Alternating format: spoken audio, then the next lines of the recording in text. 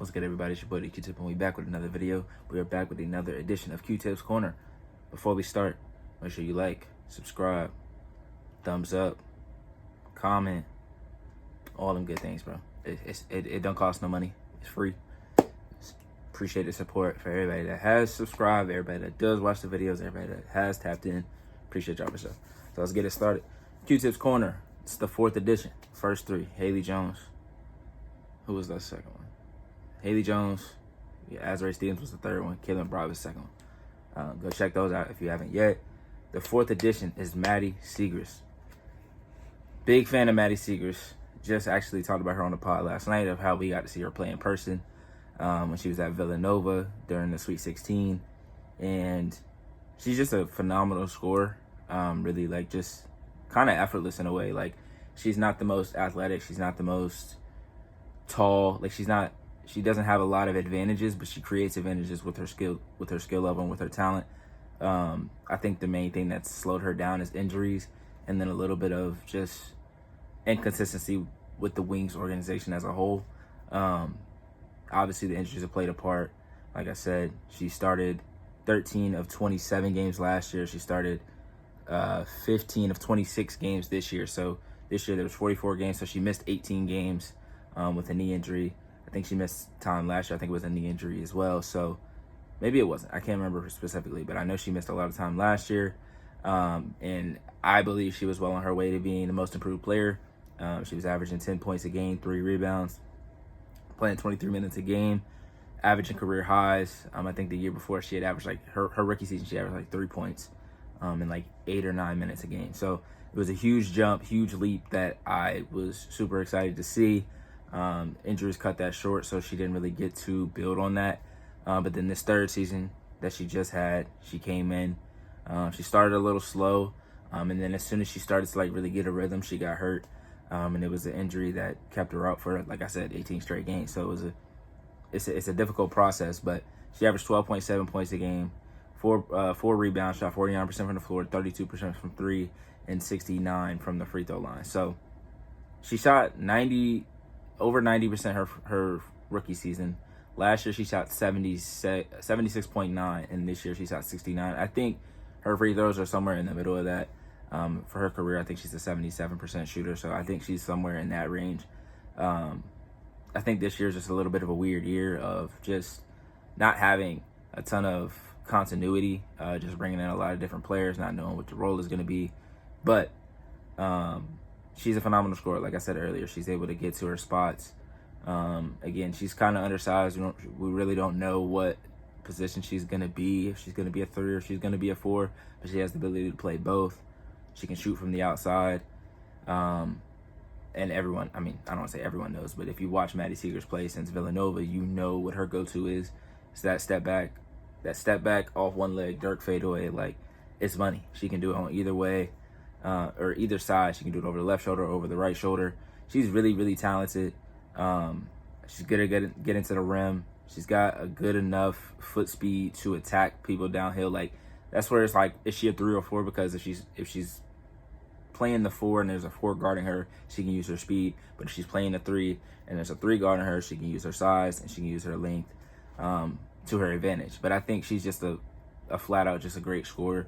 Obviously, we want to see the defense get a little bit better, but that'll come with time and more, like, just continuity and just being on the court, really. Like, we just need a full season of her being on the court. If we can get full 40 games from her, I think the sky's the limit for her. She was I want to say the 3rd pick in her draft, and she came into a team that was still kind of trying to compete. They had players like Satu ahead of her.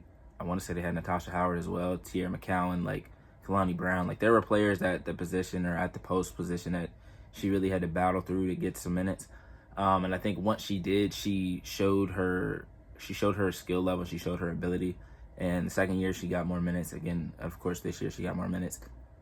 It's really just the injuries. But I will say, I genuinely believe that she can be one of the better scorers in this league one day. She's only been in 3 years. She hasn't even played a full season, technically. And what she's been able to do against certain teams in certain instances, in certain games, in certain moments, it just shows that she can score at an elite level. She just has to be consistent with it. And she is a hard worker. She works hard in the offseason.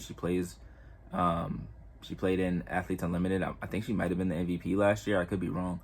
But it's one thing we know about Maddy Siegrist. She can get a bucket, and she's a pretty good rebounder for her size as well. When she was at Villanova, she was dropping 40 balls, 50 balls, led the league led the country in scoring. And there's a lot of great scorers in the college basketball when she was there doing it. So it's not like, she was just, on a Villanova team that is a lesser. She was giving real teams real buckets. So, and again, I said this in the past videos, but I do have a highlight reel of her that's going up on the TikTok at the same time as this will go out on YouTube. So that will be linked in the description so that people can see what I'm saying and not just take my word for it. You can also go see the video of highlights that I put together and see okay, now I see what he's saying. Because I can't understate how well she gets to that fadeaway. And I'm somebody that I'm like 5'8", 5'9". I shoot the fadeaway, I do the Dirk fadeaway, and I could only imagine, I think she's like 6'2". I could only imagine being able to do that at 6'2", and just, there's really nothing anyone can do to guard that. And she doesn't just raise up, she takes a little step back and then does it sometimes. And I just love the fact that she's able to score in so many different ways. She can score off of cuts, she can score off a screen, she can score off the three, off the dribble, she can attack in transition. She's so skilled offensively, and I don't think she gets the credit for that, just because she's not fancy, but she's also fancy in a way. There's some times where it's ooh, that was nice, but she's more of a fundamental scorer, using step throughs and using her footwork and using just small little things to gain the advantage, to create an advantage for herself, and not really oh, she has this crazy handle, or she's just super fast, or she's got, super strength. She finds a way to get enough space to get her shot off, and 9 times out of 10 that shot goes in because she's been super efficient from college to the WNBA.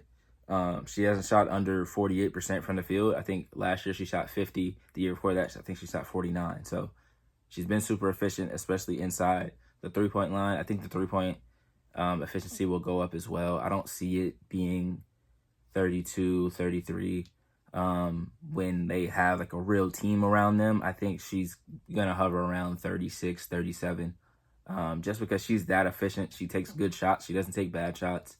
And the three-point shots that she get aren't super difficult. But when you're playing with certain players that don't have the same kind of gravity to a defense, or they don't really know what a player can do, because you have rookies. There was a lot of rookies and a lot of young players on their team this year. You had J.J. Cornelia, Zaya James. You had Leah Rue, which people know about, but people are still kind of we'll see what she has. Same with Louisa. This is her first time playing over here, so people were trying to figure out what they had with her. Haley Jones came over. She had a really good season. Even Diamond Miller was in there. So not everybody that was on the court were viable threats as shooters, and her and Paige Beckers are probably the two biggest threats as shooters, and then I'd probably say Zaya James is in there too. So when it's that, it's harder to get those good looks because you're one of the only threats from the three-point line. But I think there will be more three-point shooting threats next season, depending on how they, put the roster together. I think there'll be more three-point threats next year, so that'll make it easier for her to get good looks at the three-point line. And then that'll just open up everything inside the three-point line, which she excels in. And I'm noticing a lot of the players that I like, well, not noticing, but I've noticed over time, a lot of the players that I like outside of guys like, Dwayne Wade or whatever, aren't super flashy, but and I guess Candace Parker was a little flashy, so that might not be true either. But more recently, the players that I enjoy watching are the ones that don't need a lot of moves, don't need a lot of dribbles, are comfortable in every spot they get to, and are elite at getting to those spots. Maddy Siegrist is elite at getting to her spots. It doesn't matter who's guarding her. It doesn't matter time and situation. She knows where she wants to get to. And even if she misses the shot, it's still the shot that she wanted. And you can, and very rarely does Maddy Siegrist take a shot where you're like, that was a bad shot. Like, there's a lot of players in the league that score at a high level, but take a lot of bad shots. It take a lot of shots that if they miss them, they look really bad. Maddy Siegrist is not one of those players. And I hope that she is able to stay healthy next season so she can really get that due justice that she should. And I don't want to say due justice because she's not being wronged or anything, but I think she had a real chance of being most improved player last year, like a real chance. And then I also believe that she can be a 17 to 18 point per game scorer in this league. And on any given year, that could be an all-star type of season. So depending on how good the wings are, depending on what they do with their core, Maddy Siegrist could be an all-star in this league. And I firmly believe that. And yeah, I really enjoy watching her play basketball. I really enjoy watching people that are efficient, people that don't force anything, people that can play within an offense, and she can do all of those things. So, like I said, the highlight video is going to be on TikTok at the same time as I post this. So make sure you go check in with that. And let me know how you feel about Maddy Siegrist. Let me know how you feel about Qtip's Corner as a whole. What players do you think should be on here? What players are missing? What players do you think will be on here? I'm going to do this with the NBA. I'm going to do this with women's college, potentially men's college. And I'm still got some more with the WNBA. So make sure y'all stay tapped in. Make sure you like, comment, and subscribe. And let me know how you feel about this. And I'll see you guys on the next one.